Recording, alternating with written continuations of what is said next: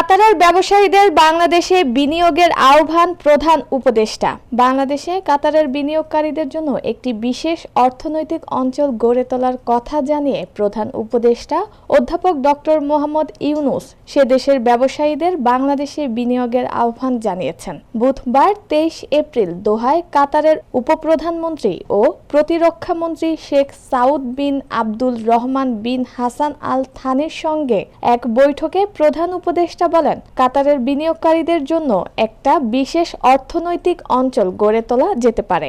সেখানে কাতারের ব্যবসায়ীরা সমরাষ্ট্রের যন্ত্রাংশ সহ অন্যান্য খাতে বিনিয়োগ করতে পারেন। প্রধান উপদেষ্টার প্রেস সচিব শফিকুল আলম এ তথ্য জানান। প্রেস সচিব বলেন, বিনিয়োগ সম্ভাবনার কথা তুলে ধরে প্রধান উপদেষ্টা কাতারের মন্ত্রীকে বলেছেন, বাংলাদেশকে ম্যানুফ্যাকচারিং ও অর্থনৈতিক হাব হিসেবে গড়ে তোলার চেষ্টা চলছে। বন্দরের সক্ষমতা বাড়ানো সহ বিনিয়োগ পরিষেবা উন্নয়ন করা হচ্ছে।